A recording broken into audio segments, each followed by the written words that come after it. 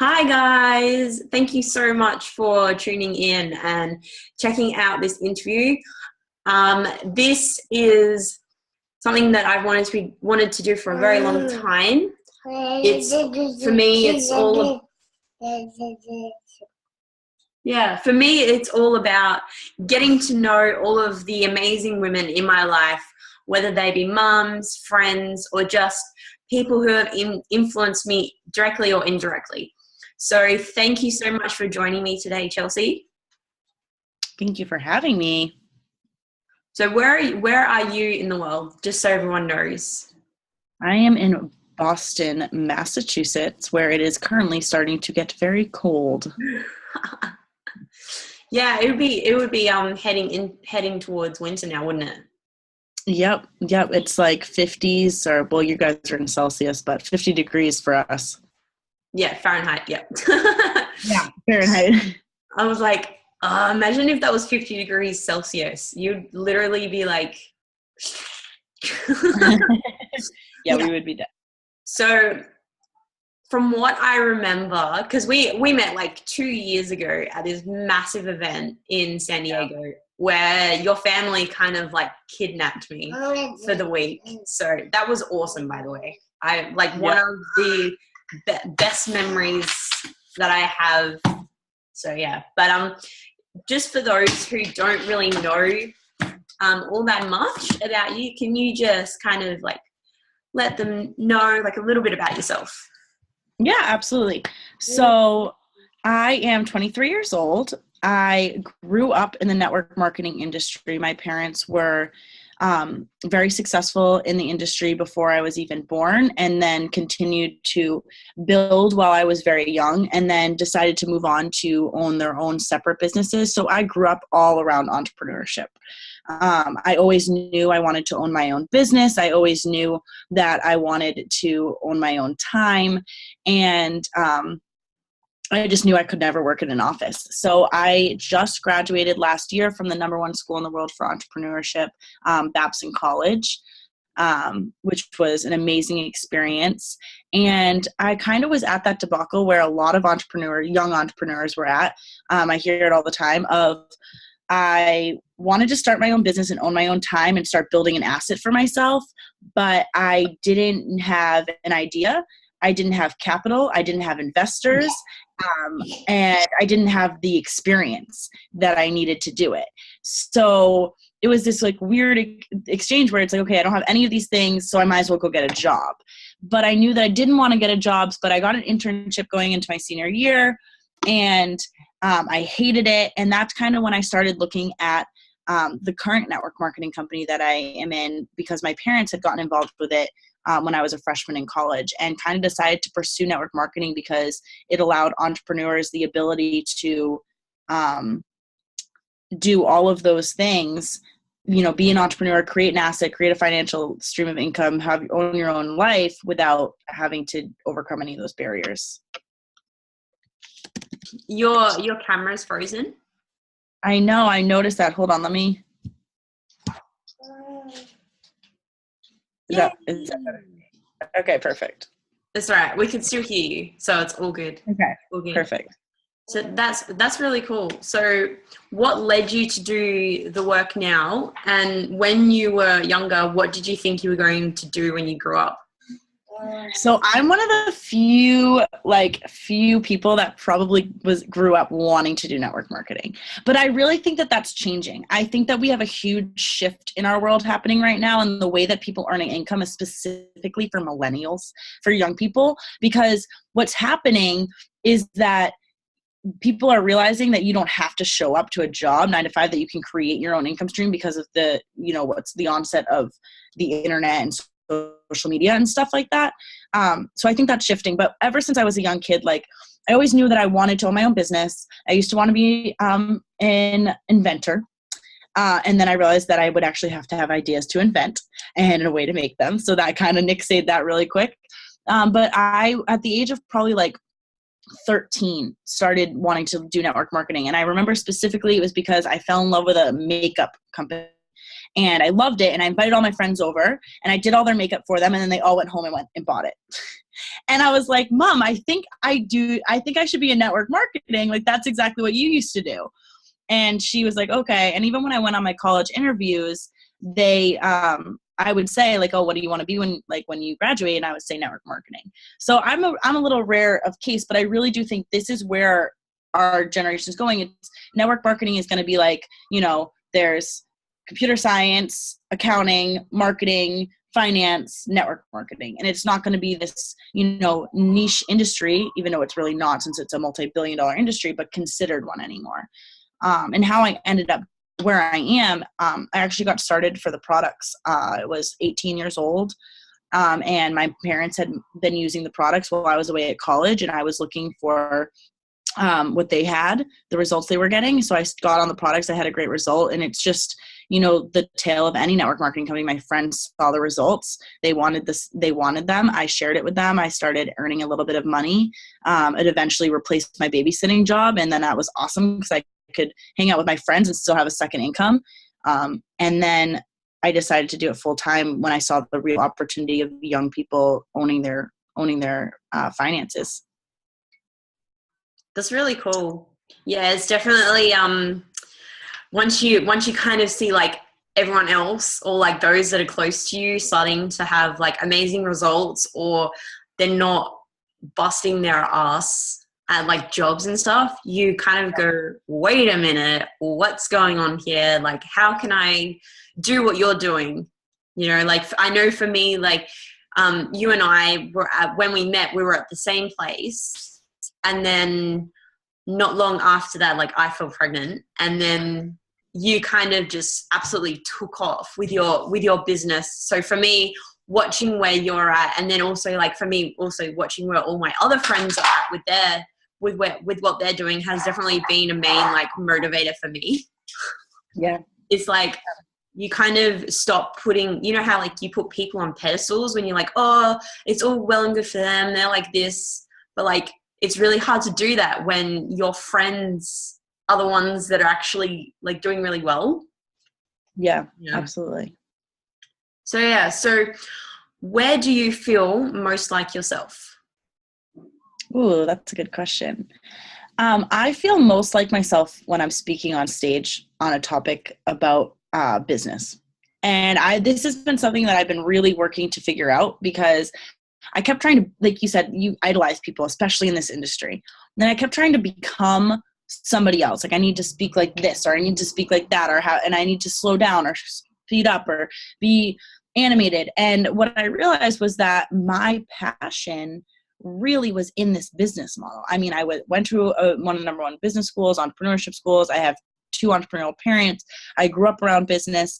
I understood this business model really well, and I love sharing it with young people, and I just light up like I always have. And I always felt like I was meant to public speak. Like, there's people that are meant to be dancers, meant to be singers.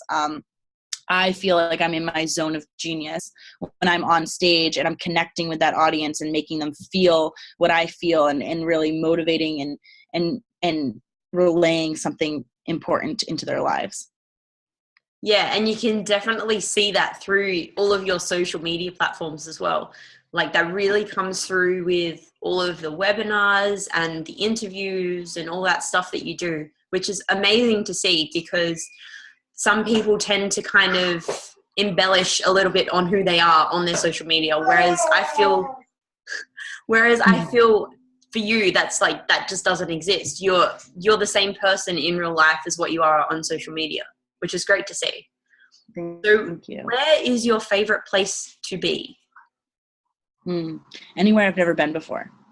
I love to travel. So, I mean, if you can drop me in the middle of somewhere I've never been before with like no map, no phone, maybe a credit card, that's like my favorite place to be. If I get stuck in one place for too long, I start to feel really antsy. As you can probably tell with my hair color, I can't even have a certain hair for too long. I like change. So whether I'm cutting it or coloring it, or I'm actually about to go get a tattoo tonight, which I'm really excited about. I know piercings, like I just like to change up my look. I love to play with makeup, and I feel like when that starts happening, it's my backlog being like, you need change, like you need a new location, like you're trying to take it out on your appearance. So yeah, if I had to pick the favorite place that I'd ever could be, is always somewhere I've never been. That's really cool. Yeah, I'm very much, in regards to the hair color and like hair thing, I'm definitely that. You would have seen like over the last couple of years, I've been like so many different colors, and like watching you as well. I kind of like with your hair, I kind of have giggle because like I think that's why you and I kind of like kicked it off really quickly, was because we're very, very, very similar. Like yes, I saw my photos of us with our shoes off, just chilling out at the event. So yeah. I love it. So who do you think has been the biggest influence on the person you are today? Ooh, there's so many. I mean, obviously my parents, because I mean, I idolize them in every area of my life. I mean, I feel like your parents are usually the biggest influencer, but having them as business role models as well as personal role models, you know, being able to work with them, it's been a really amazing experience. I heard Eric Coover say actually one time, he said, you know that something's great when you want to bring your children into it. And that's kind of how I felt about my company, that like if my parents could send me to a $250,000 school and then they still want me to do their business with them, then they know they really believe in it. And it's been really amazing to be able to value them, not just as parents, but as people, as leaders, as business partners, and getting that experience with them. They've definitely shaped who I am. They've made me definitely business minded. I grew up as a 3-year-old listening to business discussions on valuations of companies in the car. But outside of my parents today, I would have to say Peta Kelly. And I feel like that's a lot for a lot of people, but I think that I made a huge shift in my life when I was 21. I used to be extremely anxious, very had to have control, anxiety filled. And I was missing a piece in my life. And it was her leadership in our current company, with being a businesswoman, contrasted by her ability to have this spiritual path, that really stuck out to me. And I started reading her blogs and, you know, following her intently and joining her groups. And I feel like I've shifted so much as a person because of that. Just, you know, never mind business wise, but just, you know, I've become a lot calmer. I've become a lot more centered. I've become a lot more proud of who I am, and not as idolizing people. And I've just learned a lot more about what I want out of life other than just succeeding in business. Yeah, she's definitely one of mine too. Because for me, like what we're doing right now, this interview would never have taken off, and I would never have kind of found the courage within myself to take that step in what I love to do. So I did her program, the Let It Rip Launchpad. And that was a complete game changer for me, because it helped me to uncover what I'm truly passionate about. Not only that, oh my God.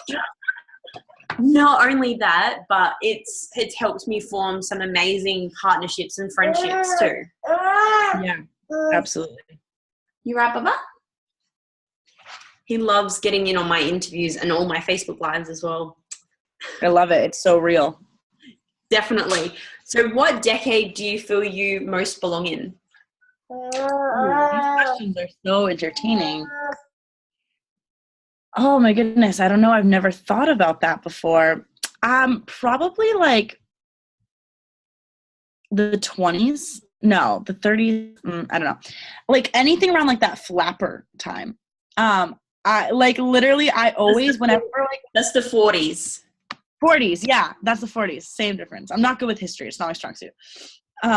Exactly. I love their hair and their style and it was the age where women started to become more powerful, and actually take back their sexuality and take back their you know, who they were. And I feel like that was really where women's rights started happening. But I just loved the swankiness of it all. And whenever I get to dress up for anything, I always try and embody that in my outfits. So I always feel like that, in that or like the 70s, because I definitely have a strong hippie vibe. So I could definitely see myself just like chillaxing in the 70s. Definitely. I definitely get that vibe from you, both like the 40s and the 70s. Yeah, I love the 40s as well, as you can probably tell. I love it. I need a haircut though, because like my fringe is getting really long. Yeah. So if you were to identify, hang on, I'll ask that question again. Just give me a sec. Yeah. Oh,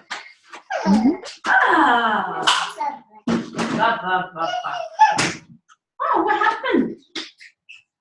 Yeah. There you go. Sorry.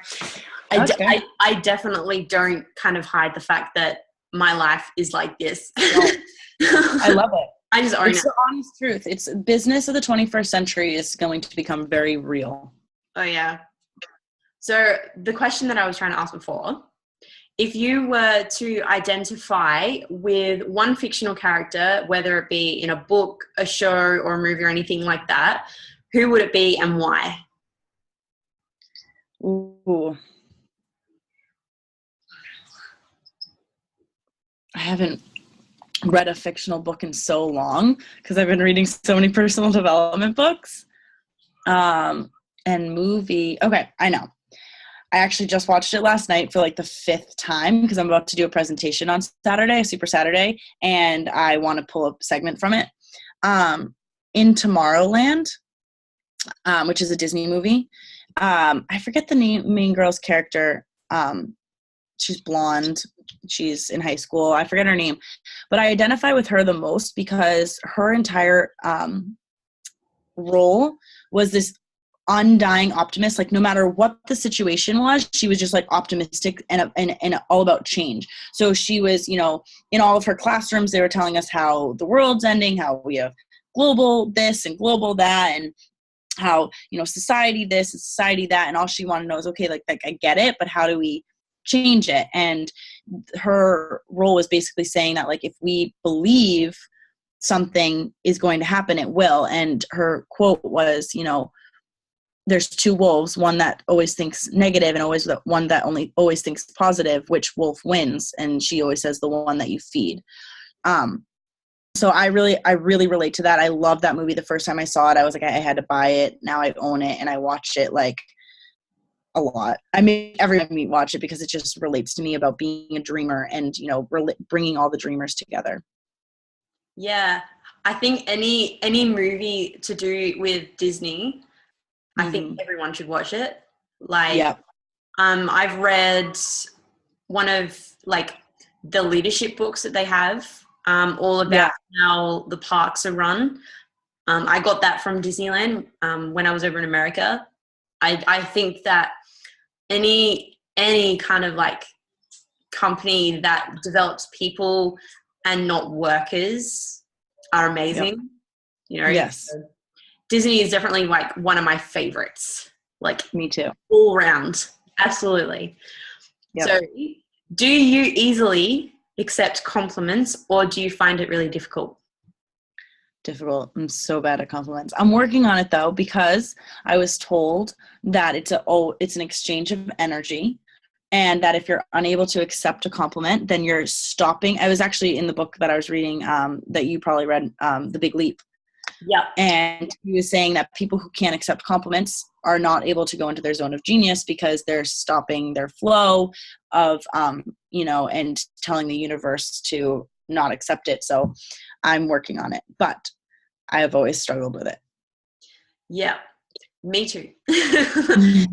Yeah, The Big Leap, that was such a great book. Like I learned so much from that, all about like upper limits and stuff. So absolutely. Good plug there. Yeah, a great book.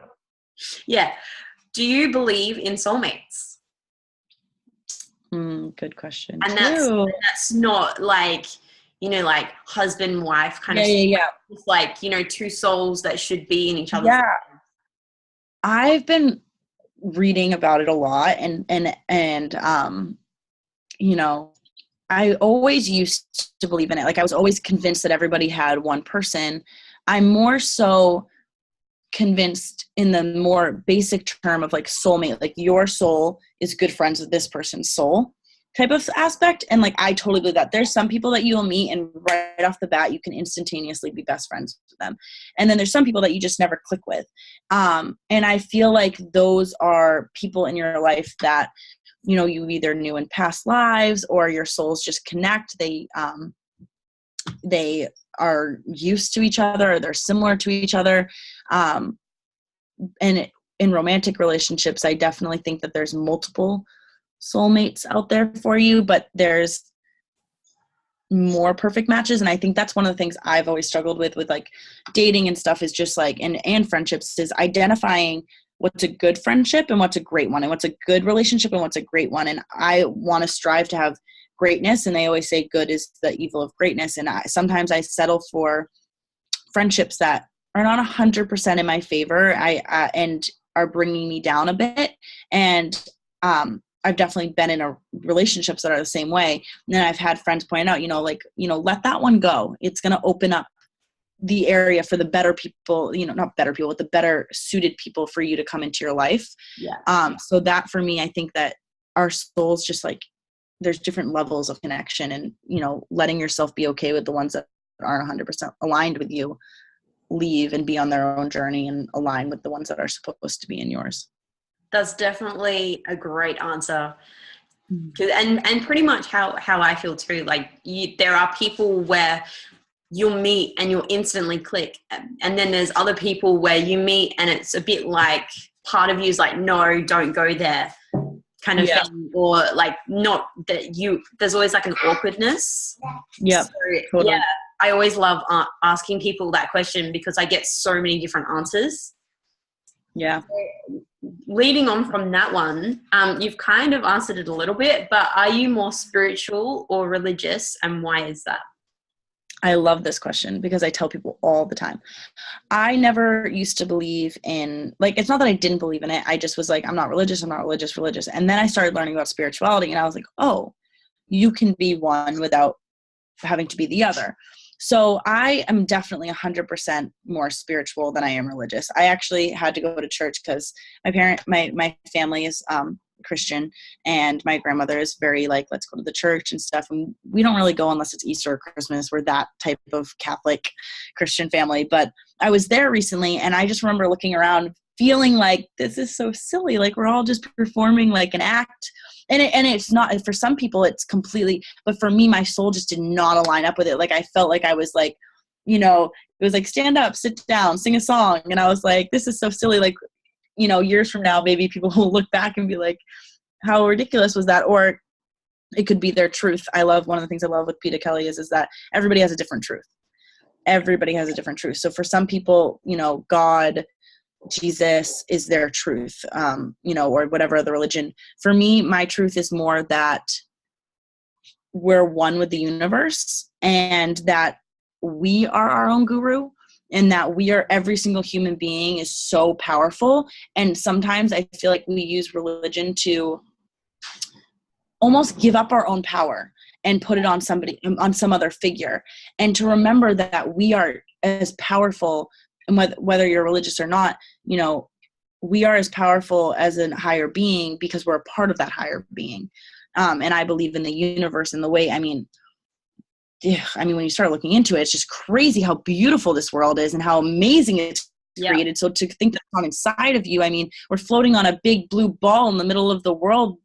Like, you know what I mean? Like, it's just ridiculous. But yeah, I'm definitely more spiritual. Yeah. And another great thing that I've heard is like, we believe in things like Wi-Fi. Why can't we believe in other things that we can't see? Absolutely. And I have this, like, I always used to, in English class, we would read poems or texts, and everybody would understand it differently, and everybody could write a paper, and every single person's paper could be different. And one day I just kind of related that to religion. It's like some higher form of being, whether it's the universe, God, whatever it is relaying information to us. And from all different areas of the world, we just interpreted it differently. And it all has the exact same underlying beliefs, but we all interpret it differently. And there's so much war and hatred and disconnect and separation over something where it was literally just, in my opinion, a difference of translation. And when it comes to spirituality, for me, it's more just like connecting to that higher being instead of caring how the translation comes through, whether it's in Chinese, Japanese, Korean, or English. It's the same connection that we all feel. We're all, one with the earth and the world. Yeah, exactly. So another great question for you. What does vulnerability mean to you, and what has the ability to make you vulnerable? Awesome. Vulnerability means to me showing parts of you that society tells us not to. It's, going against the grain of what we've been told is inappropriate or should be hidden or is, not considered, you could be put down for it. And being strong enough to stand up and say, this is who I am, this is how I'm feeling, knowing that we're all part of a human race, which means that there is somebody out there that's going to connect to that. So I think vulnerability to me is, having the guts to show something that might not be quote unquote acceptable or normal or considered perfect in the effort to relate to people. And what can make me vulnerable? I'm a very open person. So I've always been very open about my beliefs, very open about, my, even just my looks, how I dress, how I act. I've never really cared that much. But what makes me very vulnerable is when I talk about, things that have to do with important people in my life that might have been painful. So, family relationships, exes, because I feel that I've always been so just kind of like, here's my life, here it is. I don't feel like it's fair for me to showcase other people's life, even though it's my story and I should be able to own every part of it. If someone's done something good or bad to me, I should be able to share it. But it makes me very vulnerable because I always consider, how they're going to feel, how they're going to react, and how other people are going to feel about me talking about something that's not necessarily my whole story. It's other people's stories as well. But I've also noticed the times that I do share on those topics are the times that I get the most amount of responses, because relationships is the most critical thing in our world. Like everything's about relationships. So when I do speak about, how I went through a breakup of 5 years, or when I do speak about how, I've gone through family issues or something like that, people respond. I get a lot of responses from people that are like, thank you so much. I can relate to this. So those are my stronger vulnerability sections. Yeah. And for me, like, I definitely feel very vulnerable whenever I jump on like a Facebook Live, because I'm very much one for like control and making sure everything's like really powerful like all the time, but it doesn't need to be. If you kind of just sit with where you're at and just own it, then, like, for example, Alfie's now playing with balloons and making lots of noise. That's why I had to keep muting. Yep. Like I feel vulnerable when things are out of my control and I just have to own it. Yeah, totally. So, what's one thing you'd love to learn more about? So I've been definitely following my curiosity in many different aspects of my life. One thing like we've been talking about is spirituality. I've definitely gotten super interested in not just like the basics of spirituality, but like even like past lives versus like future lives and the evolution of the soul and stuff like that. So I feel like that's like one area of my life that I really would love to dive deeper into, because it interests me. it definitely, I love feeling this deeper connection, getting into more meditation. But yeah, I think that's like, I'm drawn to it. Like whenever I have free time, I end up picking up books around it. I end up, researching it more. There's other areas of my life that I'm interested in, but it's not what I'm doing in my free time. So definitely learning more about, your chakras and releasing those and stuff like that. That's awesome. I like that. I might actually have to do a bit more of that kind of stuff as well. Like, I know that being a mom is, I feel like I can lose touch with a lot of myself. Oh, you just walked. Yeah.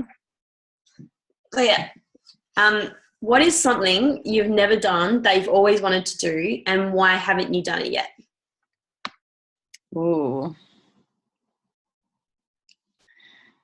So one thing that I've always wanted to do is just pick up and go to your side of the world, Bali, Australia, New Zealand, for like 4 months with no agenda and no idea what I'm doing. Southeast Asia, just all of that side of the world. And I haven't done it yet because I kind of put a lot of shoulds on myself. There's always shoulding yourself versus just following what your soul wants to do. And I battle with that a lot. So I should myself, like I should get my business to this area. I should. Alfie, love him. I should, set up my leaders on my team for bigger success. I should launch the Boston area so that it's self-dependent before I leave. So I should myself in all these areas of my business, which I'm just as passionate about. And then I tell myself, what part are you more aligned with? Like you can have that later. So a part of me always struggles with that. Like, well, if I want it, then I should do it now because it will probably lead me to something amazing. But that's probably the biggest thing I want to do, and I've wanted to do for a while now. Yeah, I know you've wanted to do that for at least like 2 years, because when I met you, you were like, yeah, once I graduate, I'm going to go over to Australia. And then when you graduated, and I'm like, Chelsea, where are you? I know. Like, I know. So that answers one of like the big burning questions that I've had for you for ages. Because I'm like, when am I going to be able to see you again? But that's also like on me too. I've got to get over to America a bit more. Yeah. Well, you're busy having a child, so. Yeah, that's true. But for me, that doesn't necessarily stop me from doing anything. Absolutely. Like, except for when you're pregnant. Yes. Oh my God. I could not do so many things when I was pregnant because I was so sick. So my life kind of was like put on hold for a little bit. But like, that's one thing that I've come up against, like, since I had Alfie, was like people saying, oh, you should be slowing down now you've got a child, or I thought you would like take some time off now that you've got a son. And I'm just like, no. There's even a reason to like do what I do, Yeah. And that kind of leads into this next question. If money didn't matter, what would you be doing? Honestly, I'd still be doing what I do today. It's my passion. I would be traveling a lot more. So if money didn't matter, I'd live in a much more lavish apartment. Not a big one, but just located in an area where, like, right now I'm in Boston. I would love to live somewhere warm on a beach or on a lake. So that's what I mean by lavish more. I don't really care about how big it is because it's just me. And I would also be traveling all the time. Like I would just love to be in another country every month, just have like a place to put my stuff and come back every once in a while, but traveling all the time. But honestly, I would still be doing what I'm doing because my passion really is for teaching young people that there are other opportunities out there, that there is this ability to be financially free that so many people don't know about, and it just freaking fires me up more than anything else I know. So if I was completely, which that is the goal, right? To be completely financially free, that's where I'm heading. That's my why, is to be able to travel, showing young people in every country that I can possibly get to this opportunity.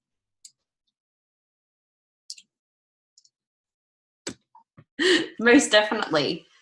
Like I've really, you like stealing the spotlight, don't you?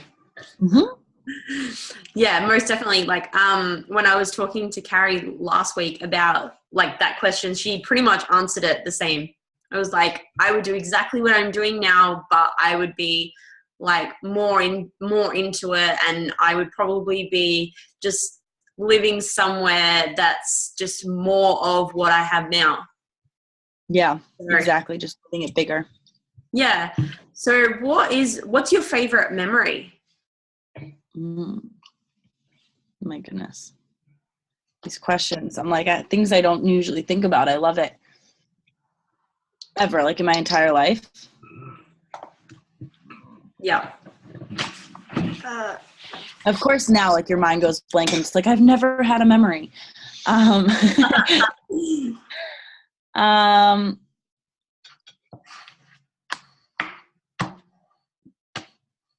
Goodness gracious, I don't know.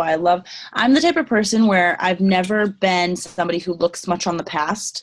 Like I'm not, I always find myself more excited for the next thing that's coming. So like even when I was in, high school, I was excited about college. I wasn't like, oh my God, I'm leaving high school. And when I was in college, I was excited about going abroad. And the day I was leaving for abroad, everyone was like, oh my God, we're leaving Europe that we've been in for 4 months. I'm like, yeah, but I'm so excited for my summer. And like, then once my summer's over, I was excited for senior year. And then I was excited for my life. And every year I keep being like, oh crap, like, I'm turning, when I was like, I love 22, and I was like, oh, but 23 is going to be scary. I feel like I'm going to freak out. And then I turned 23. I was like, no, I'm going to love 23. It's going to be awesome. And 24 is going to be even better.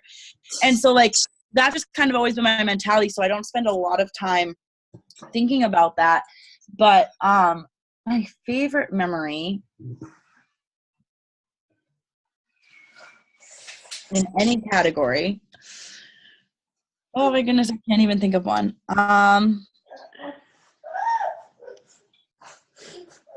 It'd probably be being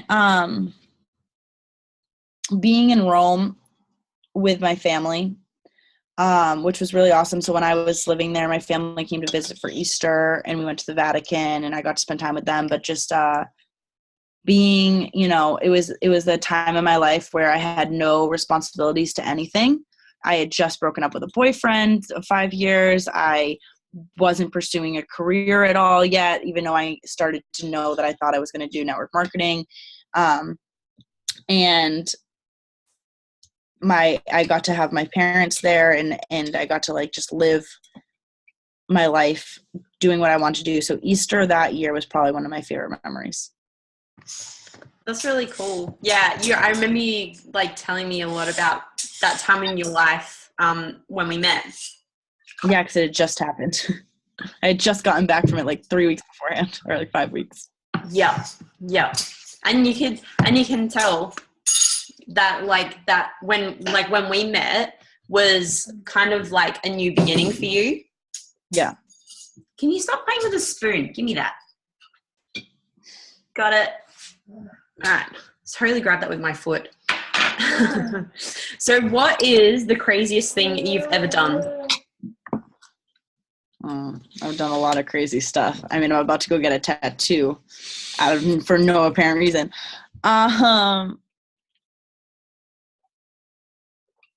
I mean, I have a very high tolerance for risk. So I'm the type of person that like, I like to drive my car until there's absolutely no gas on it with a dead phone and forgot my wallet. Like, that's just the kind of like person I am. Like, I have almost 100% like risk ability. Like, I have no aversion to it. So a lot of the things I do, people would be like, you're insane, but I don't see it that way. But I mean, the craziest thing I've done recently is, with 2 weeks notice, booked a trip to Guatemala with absolutely no agenda, going with someone that I'd only ever met twice. And just kind of, and like to me, it doesn't seem crazy, but my friends were like, are you out of your mind? Like, you've never been to this country. You have no idea what to expect. You have nothing planned once you get there, and you're going with someone you don't even know. And I was like, yep, that's totally normal to me. But that's probably one of the crazier things I've ever done. Yeah, and I remember seeing like photos and stuff from that trip. But then again, it's also like if you don't put yourself out there, you're not going to experience. So, right? So I think the craziest thing I've ever done would be becoming a mom. Yeah. You have no idea what you're in for until it happens, right? Yeah, but in all honesty, like it's if you don't do things that are crazy, you're not gonna like learn and grow. Absolutely. You know what I mean? Like and also like what's crazy to you is totally different to someone else. You know, like I would probably be called crazy for, you know, doing interviews and stuff with him crawling all over me. But for me, that's my life. My life is pretty crazy. Stop. Yep. Stop, please. Thank you. Now, if you could be any animal, what would you be and why?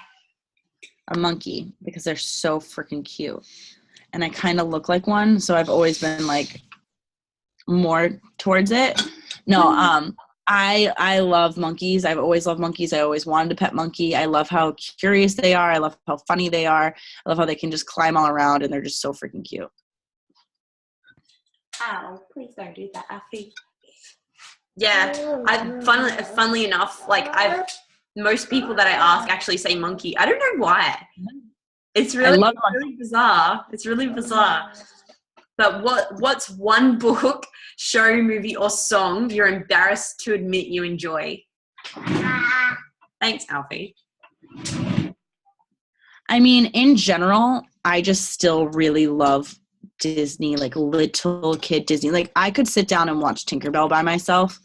Like no little kids needed. Like I could watch like the youngest of little kids movies. Like I was on an airplane with my brother who's 16 and he's watching like some R-rated movie and I'm sitting next to him watching The Good Dinosaur. Like TV as a TV.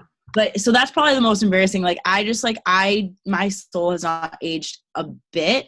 And that's probably one of the most embarrassing things. Like when I'm like, oh, let's pick a movie and like and I'm always like, so do you want to watch like Cinderella? Like, do you want to watch like Rugrats? Like, I always pick like the like really little kid movies. Yeah, I love kids movies. When everyone's like, oh, pick a movie, I'm like, okay. It's usually like Disney or Pixar. Yep, exactly. How do you think your parents would have described you as a child? Stubborn. I was sassy, stubborn, and just pretty much a littler version of who I am now. No, my parents always tell me stories, and they're like, we knew we were in trouble when you were like a kid. Like you were bossy, and you told everybody what to do. And I just remember there was this one story that I like bumped into a thorn bush. And I hit my dad because I was like 3, and I was like, he was like, it wasn't me, it was a thorn bush. So I just went ham and attacked a thorn bush. Like that was not a good idea. That was not a good plan. But that's just kind of my personality as a kid, like just very sassy, very almost adult-like. Like I would call the waiter over at like 3 years old, and they'd be like, you don't have to listen to her. Like she's 3. Like don't come over here. Oh my gosh. I was definitely called bossy as a kid as well. But I also think that like bossy girls become businesswomen. Do you know what I mean? Yep. And leaders. Absolutely. And they tend to take charge and just not really care all that much about like what others are doing, and they just do what they want kind of thing. Like, you know, they don't hold back. Leadership skills starting to peek through. That's it. So what's something you believe in that not everybody else does? Well, I tend to believe in almost nothing the common people do. That's why I started my thing, Not Your Average Badass, which is my site that's up and going to be up hopefully soon. That's basically about inspiring young people to think for themselves and to stop letting society and other people tell them what they should and shouldn't believe. So I tend to believe almost everything that society says, I'm almost always going to believe the opposite, whether it's what financial security looks like, what our food industry looks like, what our spiritual beings look like. But probably the thing that I'm most passionate about that most people don't believe is that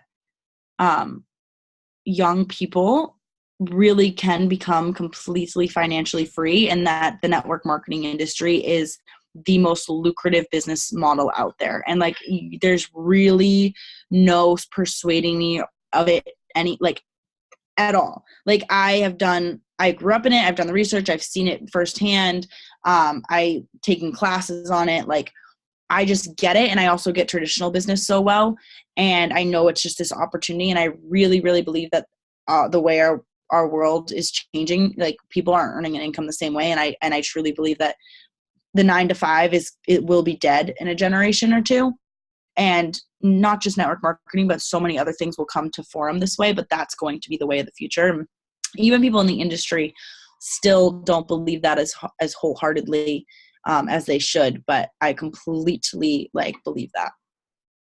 Yeah, there's definitely been this kind of rise of the entrepreneur and the network marketer, as well as the fact that freelancing is now becoming more prevalent, especially for our generation. Like, we all want to be able to work on our own terms and determine our own hours. And us as a generation aren't driven by money, really. We're all driven by purpose and what we can do to give back.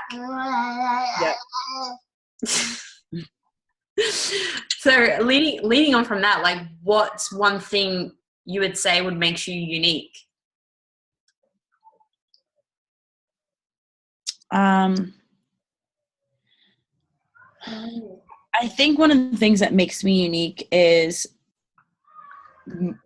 where I'm at in my business world, and my like, just mentally, not even just like where my business is at, but like where I am, like, mentally with my business and my age combined. Like, you don't see a lot of 22-year-olds come straight out of college. There's actually one, and really have a strong hold on where their financial future is going to be, and taking in personal finances, like, not just, getting a good job or pursuing it, but, really understanding, like, okay, like, this is going to be an asset and I need to diversify my income streams. And I need to do this, and teaching other young people to do that. Like, I think that not always to my benefit, at a very young age, I have a lot of foresight of, like, the future. And it makes it hard sometimes for me to remember, like, be a kid, like, go out and have fun with your friends, and, like, you can date without having to find the next guy you're going to marry. And, like, you can, like, have a business that can fail and you can start another one, and you never know where you're going. And I put a lot of pressure on myself to be successful, or to, like, always be just, like, looking 20 years forward. So I think that makes me a little, like, just very different, but I think that it's also becoming more normal. But I think that I definitely have that. Like, it's hard for me to relate to a lot of people my age, because I kind of wish sometimes I could just be more in the present moment instead of always 5 feet in front of myself. Yeah.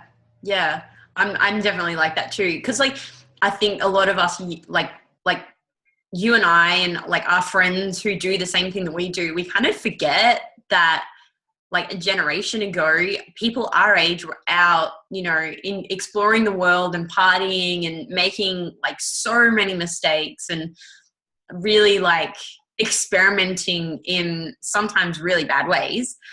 Yet, like, there's half, like, our generation, there's, like, half of us that are still doing that, and the other half are, like, really focused on our futures and stuff, because we now understand that, especially with, like, the economy and the way things are, we don't have that time anymore to just live and not care about our futures. Like, we have to start now. Like, I know that people say, like, 30 is the new 20. It's more like 20 is your new 30.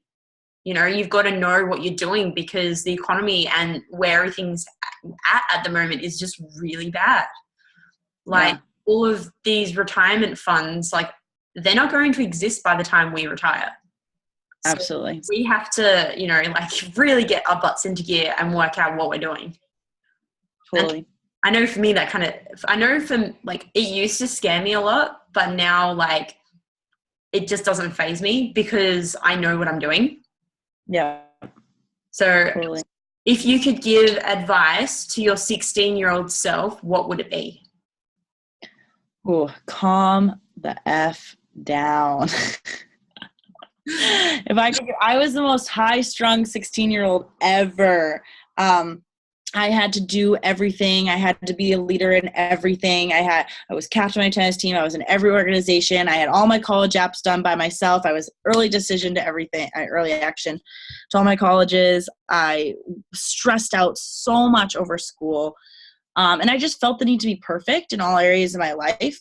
And that really brought me into college a little bit too, until around my junior year when I made the transition. But if I could tell my younger self anything, it's that, everything works out how it's supposed to, and you're doing the best you can, and just, that's enough. And like, don't stress out because it's not helping. Yeah. Definitely. Like, I was very much like that too. Mind you, I was a pretty crazy 16-year-old. Definitely nothing like I am now. Now, if you were given 30 seconds to tell the world something, what would it be? It would be, don't listen to anything society tells you. Just make decisions for yourself, figure it out, do your research, be open to new possibilities and ideas. And nothing is ever too good, because we spend the majority of our lives begging for solutions, and when they're handed in our lap, saying that that's too good to be true. And I see it over and over and over again. And I do it in my own life a lot of the times. And it's just, be open, because a lot of the times we've just been tricked into believing that the world isn't, and we're on this world for joy, love, freedom, ecstasy. Like, we were not put here to like struggle. We were put here to enjoy life. But yet I feel like most of us think that the reason for life is to work and make a good living. And that's really not it. The reason to be here is to actually enjoy life. Yeah, exactly. Like, we're here to love and feel and be happy. So most certainly. Well, what is one thing that not many people know about you? I don't know. I'm a very open book. I was going to say probably not a lot. Probably not a lot, because I share like sometimes too much. Let's think. Okay. I actually really love the arts, and I really love reading and writing. And I never really pursued that part of me because it just didn't seem to fit in with what my business sense is. And I'm so business high strung sometimes that I don't really talk to people about it, but I really love like reading literature and getting into it, and like talking like fictional or nonfiction, a lot of fiction, but like, and I've always wanted to write a book, like not anytime in the near future, but like a fictional book when I'm older. I've always said like, one day I'll write a book, maybe under a fake name, so I can actually use some real life stories, but not a business book, because I do plan on doing that one day, but like a fictional book that really, I love books that highlight real issues and struggles that are going on, but in like the most beautiful way. That's really cool. Now, this is a question that I kind of just thought of now, just from like our conversation, and I guess because I'm kind of used to talking to mums, but if you were to become a mum, what kind of mum do you think you would be? It's a good question. So I've been back and forth on that, because I was like, I used to be obsessed with it. I was like, I cannot wait to be pregnant. I can't wait to be able to have a kid. It's gonna be the happiest time of my life. And then you go through like that point in your life, you're like, oh my God, maybe I don't want children. That seems like a lot of work. I'm seeing my friends go through it. But I think one day I'll have children. And I think if I was to become a mom, I was talking to my friend about this the other day, and I think that I would be the best mom I could be by just being the best person I could be, because realistically your children just copy. Like, I am so much like my mom, whether for the good and the bad. And I'm so much like my dad for the good and bad. And it's not what they said for me to do. It's what they act and how they were that I just developed, because, monkey see, monkey do and I've seen a lot of my friends now that we're reaching that age that you go from being a kid to an adult. I've seen all of a sudden all these adult characteristics that were just like their parents that I never thought were going to come out in them. So I think I would be a very open mom. I don't think I would hide. I don't think I would be, I definitely wouldn't be a Mrs. It would just be Chelsea. Like, I just think I'd be the type of mom that just lives life very raw and authentically and allows their children to be completely mortified and embarrassed about it, but grow up that way of just understanding that you can be exactly who you are. I really hate this whole, oh, you should act your age. I'm like, what does that even mean? Who decided how to act at a certain age? Like, I'm 23. Should I have a job? Maybe. Like, at 48, should I not be able to dye my hair blue? Like, it doesn't really make sense to me. And I think that when you can just be authentic to who you are, you can teach your children so much self-love and so much self-appreciation and let them become who they want to be by that example, just being the example of it. Yeah, and I think for me, being a mom of a 1-year-old who's now fallen asleep, for me, that's definitely like my philosophy. It's like I don't really, like, I get asked like all the time, like, because I mention Alfie like in pretty much every conversation I have, like, he's my world. And then people are like, wait a second, you have a son? I'm like, yes. Why do you say that? And they're like, oh, you just don't seem like the type. And I'm like, okay. I think it's because like I am just like you. I live authentically, don't really hide too much. I'm very open about what I go through and how my life is, so that when he gets older, he knows that that's just how you should live. You should not hold yourself back. You should just always be who you are. And then for him to know that people aren't always going to agree with that too, because a lot of the time, like, we hit high school and then all of a sudden the bullying starts. And for people who, like, this is just from experience, like, I've had friends whose parents kind of hid a lot about who they actually are from their kids. And then when their kids got to high school and they were bullied, they didn't know how to handle it. Because they learn from their parents to kind of like hide aspects of themselves. And for me, like, I grew up with my mom, and my mom has never hid who she is, and I love the crap out of her for that. You know, it's definitely the whole monkey see, monkey do thing. Absolutely. For sure. So this is my last question. Okay. What do you have planned for yourself in the next 90 days?